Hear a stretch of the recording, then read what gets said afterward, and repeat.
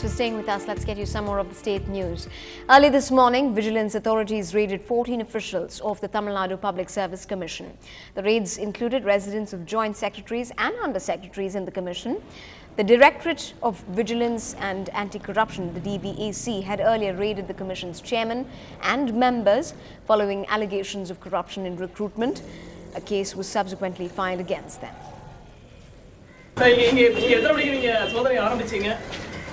அது காலை 7 மணியிலிருந்து இப்போ 12 மணி வரை.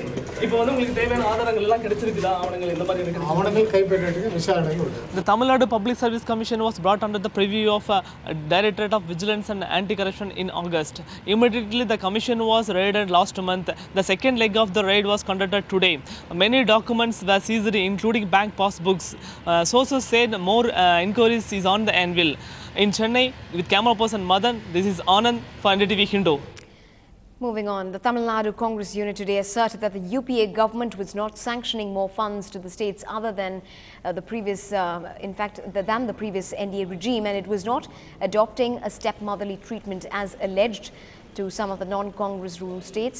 The TNCC chief said that there was no truth in Ms. Jayalalitha's allegation that the centre was adopting one yardstick for states.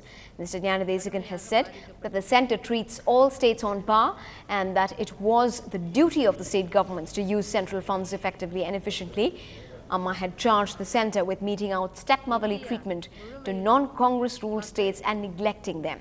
Meanwhile, the DMK has now said that the Chief Minister was unnecessarily blaming the centre for her anti-people acts. The booking of Tatkal tickets for a train journey has been brought down from 2 days to 1. This will be effective from the 21st of November. The Indian Railways has brought about this change to prevent the misuse of the Tatkal scheme by agents and unscrupulous elements. Now, according to the new rules, every person can book tickets for a maximum of 4 passengers per ticket per day. Earlier, every person could book tickets for 6 passengers per ticket.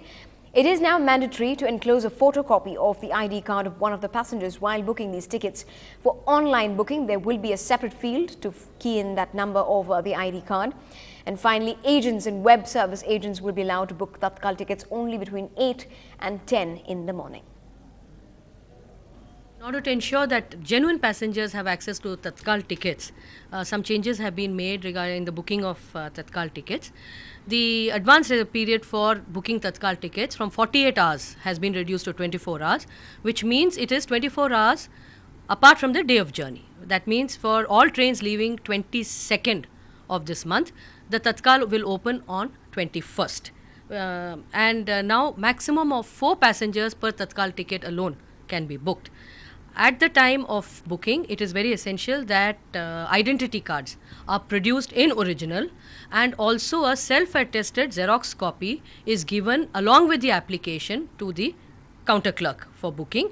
In case of internet booking, the details of the number of the identity card is to be entered in the space which is available, and the same identity card will have to be produced at the time of journey. Now, suppose there are a group of people and the person whose identity card had been given at the time of journey is not travelling for some reason, the remaining 3 in the group or remaining in the group will be treated as without ticket and will be penalized. Moving on to some national news that's been creating quite a buzz, an allegation that has stunned cricket lovers in India. Former Indian cricketer Vinod Kambli has alleged that the historic 96 World Cup semi-final between India and Sri Lanka was fixed. According to Kambli, Mohammad Azharuddin's decision to field first, even though batting was the norm after winning the toss, was suspicious. Remember, India were left struggling at 120 for 8 on a poor pitch chasing Sri Lanka's 252. Kambli, who was not out till the end, was also seen crying that day. Speaking on a television show, Kambli said that the match had finished his career. Azharuddin has, however, rubbished the claims and questioned Kambli's motives behind the allegations. Mohammad Azharuddin, who was captain of the Indian team during the 96 World Cup, has reacted sharply to Vinod Kambli's claims, saying Kambli has shown his class and he should be thankful he got to play as much as he did. पहली बात तो ये कहना चाहूँगा कि जो आरोप लगा रहे हैं उन्होंने बिल्कुल सरासर गलत है, और जिन्होंने जैसा कि रो के कह रहे हैं, जो स्टेटमेंट दे रहे हैं, मैं समझता हूँ कि बहुत घटिया और थर्ड क्लास स्टेटमेंट है।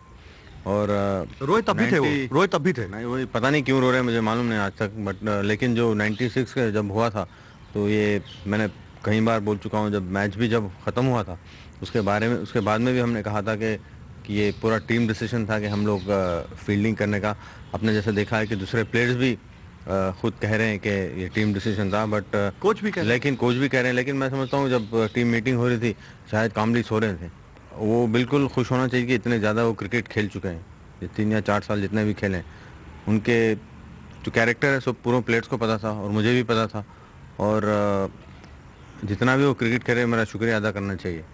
आज में कभी ऐसा बोलना नहीं चाहिए, बट लेकिन जिन्होंने जितनी घटिया हरकत की है, इसी वजह से मैं बोल रहा हूँ कि मेरा शुक्रिया अदा करना चाहिए, नहीं तो उनको कई बार टूर पे से वापस भेजा रहता है। हर बार आपको पता है उसके कैरेक्टर कैसा था और क्या करते थे और कैसे खेलते थे, और इसी गायब हो जाते थे।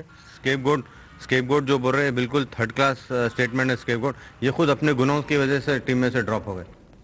Well, he's not the only one who's saying that. He's got, in fact, some support from Sanjay Manjrekar, who was also part of the Indian World Cup squad in '96, who doesn't seem to agree with Vinod Kambli. In fact, he's tweeted saying, 1996 World Cup semi-final, the decision to field first may have turned out to be a wrong decision, but it was an honest cricketing decision. When we come back, khaki is his on-screen colour, and the film buff in fact salutes this actor even as he hits his half-century in the film industry.